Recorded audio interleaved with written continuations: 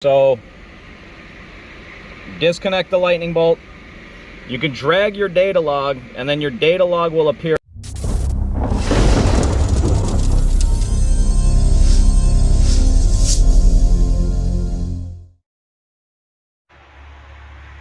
What's going on, everyone? So I got this clean CRX up on the dyno. It does need a bath, but besides that, it is clean. It was actually on Bring a Trailer. So if you're on that site and you visit that site frequently, you might have seen this car. Car was originally brought in, was running like complete garbage. We did a bunch of stuff underneath the hood.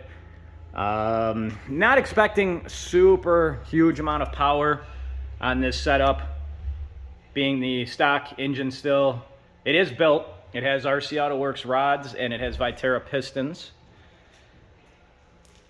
We're gonna see what it wants to do. It is being tuned on Honda S300. I am gonna try to document the tuning process a little bit more for you guys. I'm getting a lot of feedback where guys want the actual process and how to begin. It seems like some of these guys are trying to start their own tunes, and if I can help, hopefully. I appreciate all the feedback, all the comments. Thank you. Like and share and subscribe. Oh, I was gonna say like and subscribe and share if you can, please, because that helps grow the channel. And I think in our next video, I'm gonna kind of camouflage it in there just so it's not the first, minute and whatnot. For people that have been watching my videos in full and my long-term subscribers, I think we're gonna put a little coupon code in between and give something away for free that's been sitting on my desk. But yeah, let's get into it. I will say my first car was a 1990 CRX. So CRXs will always have a spot in my heart. Let's see what today brings. And we got the spark plugs out before the tune. One thing that concerns me, not necessarily the color of the tips, but the oil. There seems to be a little bit of oil up top, but not enough that we're seeing down below here, which, normally it's an indication that we have oil that is actually inside the combustion cylinder. If we had a lot of oil dripping down the spark plug, of course it would drip down, and that would be from the valve cover gasket leaking, or the spark plug tube seals, I should say. It would leak down, but you can see not really any dripping down. Yeah, there's a little there, but not enough that we're seeing down here. So just something I'm going to make a note on and let the customer know. So just doing partial pulls. I got a clip of it. Keep an eye on the catch can.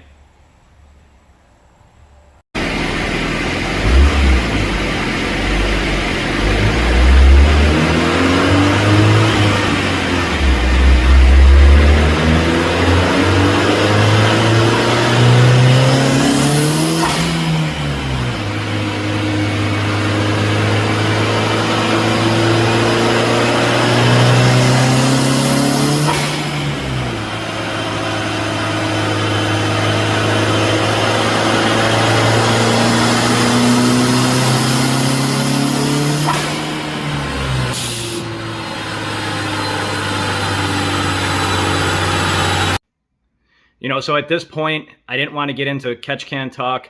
We did do a podcast, which I'll link below. I can easily start talking and go on and on about catch cans, but basically, link is down below if you don't have any ideas about catch cans.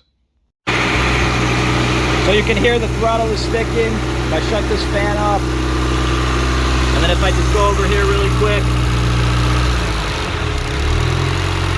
the throttle cable bracket placement is not ideal. It should be as straight as possible. You can see it coming in on that slope. I'm going to adjust it just for the time being, but I am going to put a recommendation that we make a better bracket for them. The car came in like that. We didn't do it like that, so just the stock bracket. Another issue we have going on, the radiator fan is constantly on. Whoever wired the car previously wired it this way because the temperature, and they wired it this way because the temperatures are not dropping. It will keep climbing and climbing and climbing, and that's with the fan constantly on. It is a CRX, so it is a tight engine bay. There's other stuff too to fix the cooling problem that he's having, as opposed to just keeping that fan on all the time. That's something that you don't want to do.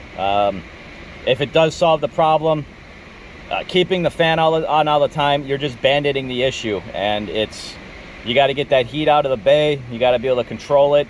And the other thing too is a lot of guys will just remove the thermostat.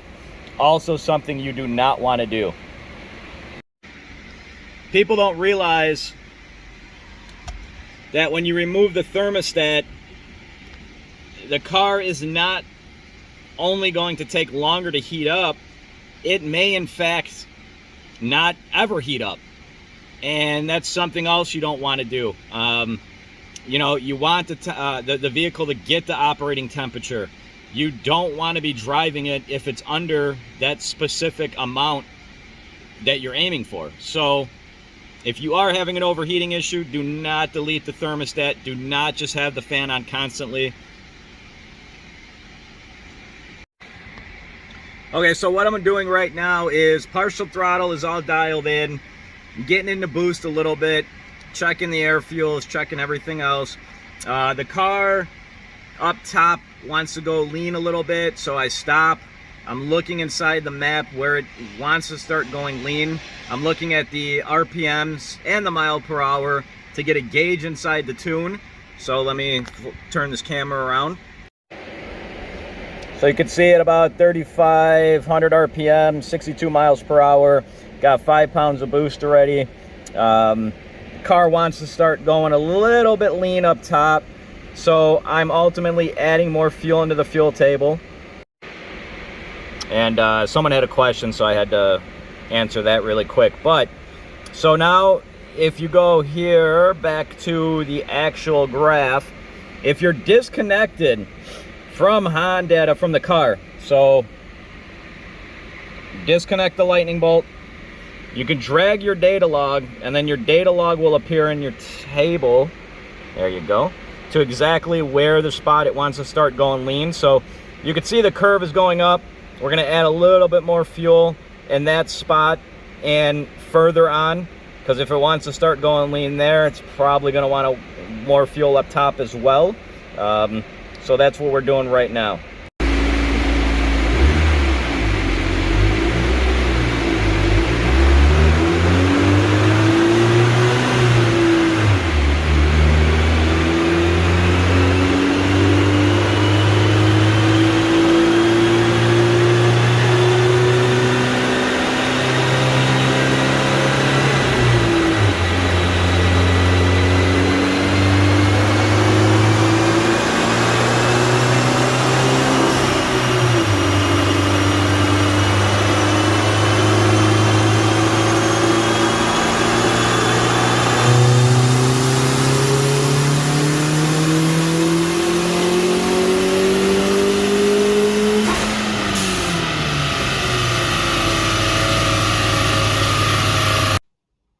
So ultimately, the CRX was supposed to be behind me, and I was supposed to be doing a recap of the dyno tune.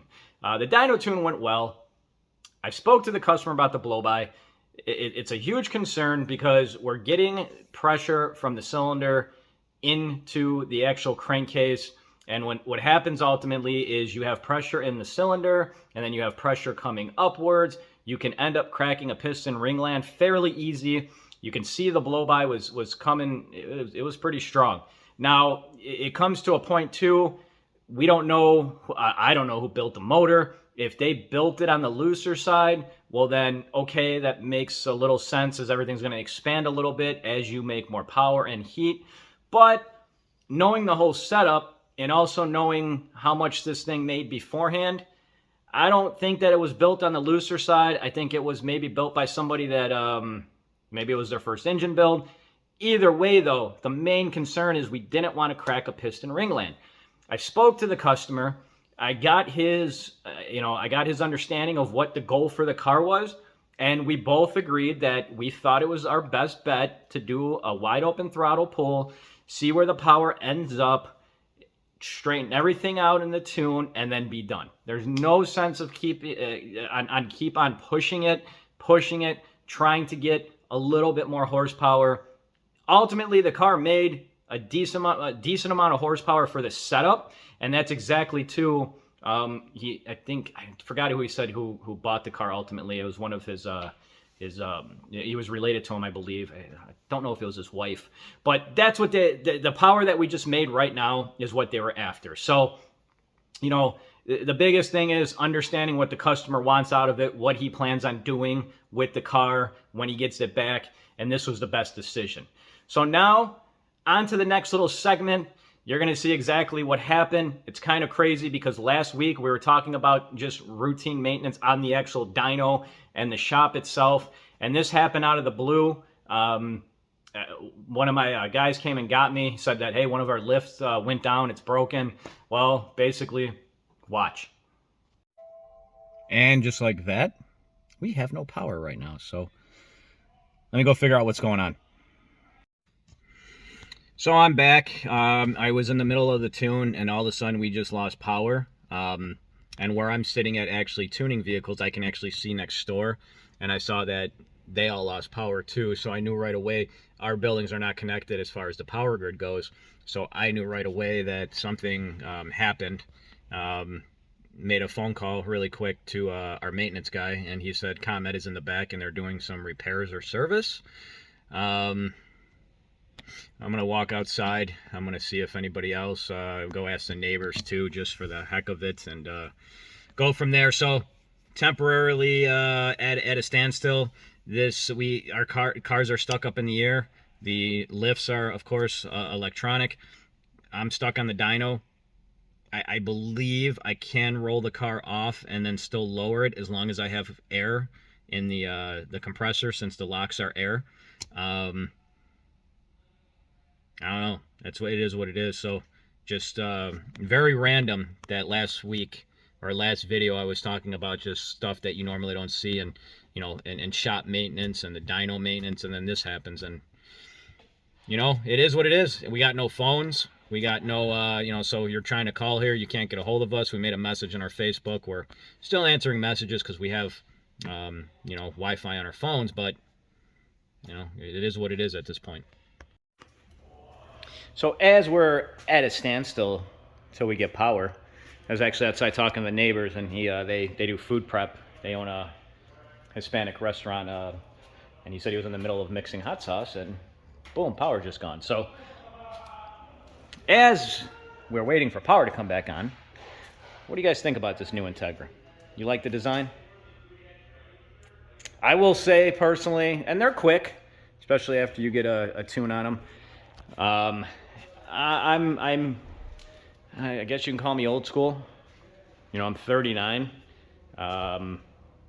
This is a nice family car, don't get me wrong, but as far as when I think about an Integra, when you think about what that was, this isn't it. I mean, no offense to anybody that this is their thing in their car. I'm not, by no means, I'm not talking down. It's a nice car. It's, like I said, comfort, drivability, and it's got power. But as far as having the Integra name, I don't know.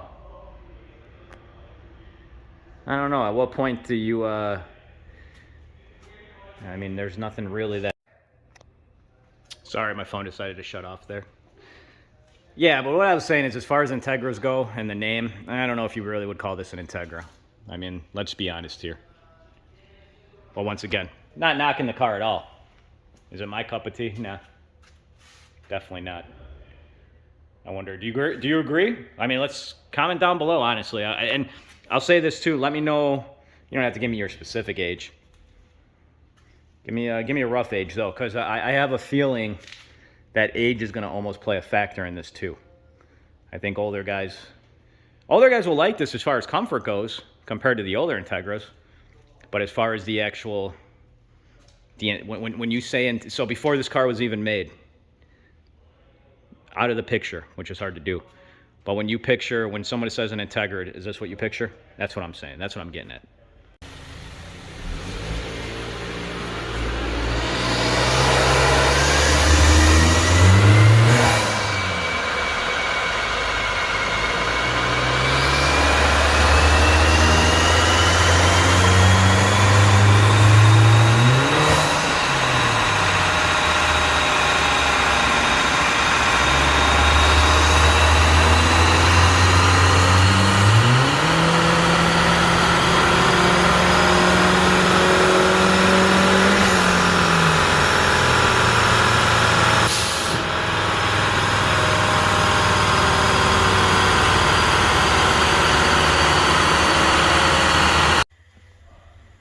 So, talking about shop maintenance and everything that people usually don't see behind the scenes, we got a window motor here.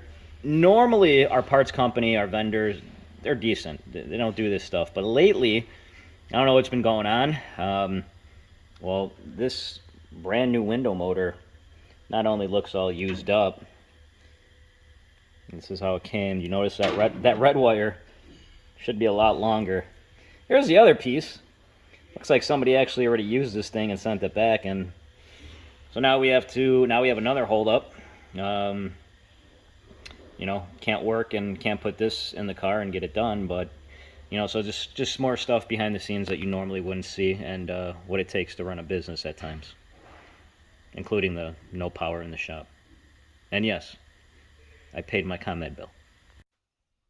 So this is how I'm going to end the video. As you can tell, or if you can't tell, in that last little segment, I was kind of just shocked. As a business owner, you know, it's a little bit easier if you're an employee somewhere and you lose power. Okay, you can't work. Whatever. You figure something out, or maybe you go home for the day.